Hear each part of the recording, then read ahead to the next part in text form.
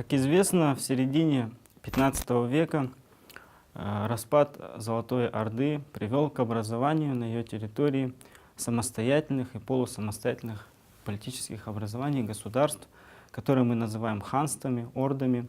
Одним из таких государств было Казанское ханство.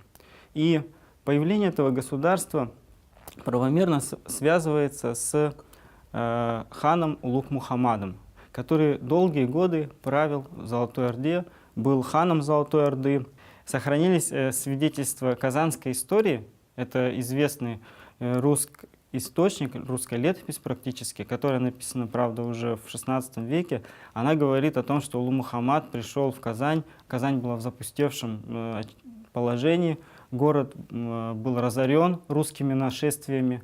И вот Улуг-Мухаммад построил новую крепость, и с этих пор сюда стали стекаться, как он пишет, варвары, то бишь татары, из разных областей Золотой Орды, из Астрахани он пишет, из Крыма и другие. И вот тем самым Орда стала ослабевать, а Казань, Казанское ханство или Казанское царство, как он говорит, наоборот, усиливать свое положение. То есть мощь стала ханству прирастать. Вот так вот описывается это в казанской истории. А, например, у Абдул-Гафара Карими, это автор XVIII века, просто говорится, он ушел из Крыма, опасаясь столкновения с беками, восставшими против него, в сторону Казани. В более раннем одном татарском источнике, который еще не опубликован, к сожалению, точнее, этот последний список его не опубликован, это Чингизнаме у Тимиш-Хаджи, который был написан в середине XVI века в Средней Азии, но при этом у Тимиш-Хаджи опирался на более ранний источник, это видно из произведения. Там говорится о том, что Улуг-Мухаммад сначала действительно был сарайским ханом, а затем против него выступил Кичи-Мухаммад, и в конце концов война продолжалась очень долго, силы иссякли и с той, и с другой стороны, и они решили поделить территорию. И Крым достался Улуг-Мухаммаду, и он правил в Крыму. Но потом Улуг-Мухаммад все-таки пожелал вернуть себе эти территории, потерпел поражение, беки восстали против него, и он отправился в Казань. И здесь, в Казани, находился князь, его так не называли, конечно, в русских источниках князь, а в татарских источниках это Алтунбай, бай, то есть или бек еще по-другому, у которого Улуг-Мухаммад хайляблен хитростью взял Казань. Как это произошло, неизвестно. Ну, вот какой-то хитрость, то есть не было какого-то вооруженного столкновения, по мнению этого самого раннего татарского источника, да? Но хайля бирле, там даже так написано, вот, с помощью какой-то хитрости, уловки он заполучил город. Историки же считают, что, скорее всего, это был бек, который подчинялся, в принципе, центральной власти. Улуг-Мухаммад пришел сюда как хан законный и утвердил свою власть. Но есть и другой сценарий в более поздних русских летописях, где говорится о том, что бек был убит. Правда, не Улуг-Мухаммадом, а сыном Улуг-Мухаммада Махмудом. Они вообще, более поздние русские летописи, кроме казанской истории, пытаются вычеркнуть имя Улуг-Мухаммада из истории Казанского ханства. Ну, судя, наверное, по всему из-за того, что все-таки Улуг-Мухаммад — это золотоордынский известный правитель, могущественный правитель. Поэтому не совсем с идеологической точки зрения было верно выставлять Улуг-Мухаммада как основателя ханства. Но в татарской исторической традиции и вот отчасти в русской, я имею в виду казанскую историю, это есть. Но казанская история, она написана была в XVI веке автором, который долгое время жил в Казани. И, может быть, он тоже подчеркнул эти сведения из каких-то татарских летописей. По крайней мере, он на это ссылается. То есть у нас немного разные представления об истории у русских и у татар уже в то время сложились. Но вопрос это, конечно, дискуссионный, хотя его, Улуг-Мухаммада, можно считать основателем династии казанских ханов.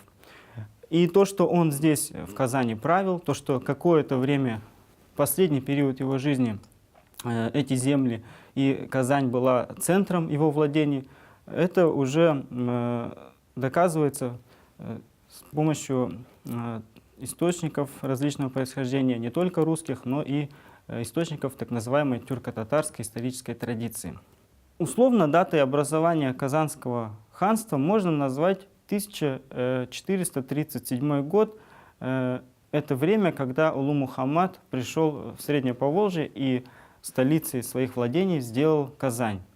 Но Улу Мухаммад не считал себя казанским ханом. Он продолжал претендовать на центральный Сарайский престол, пытался вернуть себе Крым. И к концу жизни это во многом ему удалось. Об этом сообщают и западные источники. Улу Мухаммад к 1443 году, судя по всему, уже вернул себе власть над Крымом или над частью Крыма. По крайней мере, там отмечается его сын Касим с большим отрядом в 500 человек. Это известно по западным латинским источникам.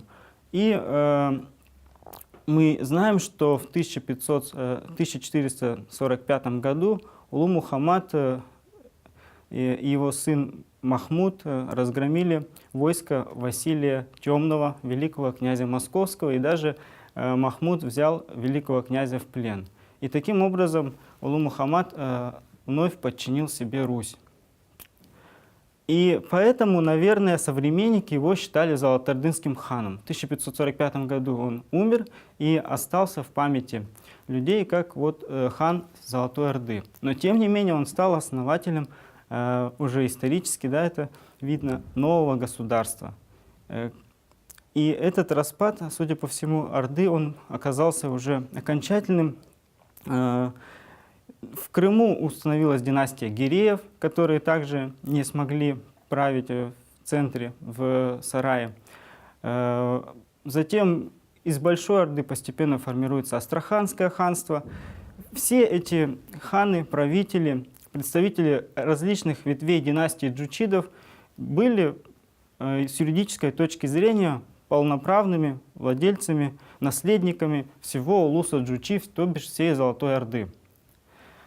И каждый из них стремился к верховенству в Орде. Но успех был то на стороне одного хана, то на стороне другого хана. Судя по всему, преемник Улу Мухаммада Махмуд, который с 1545 года стал править в Казани, не оставлял этих планов вернуть господство в Орде.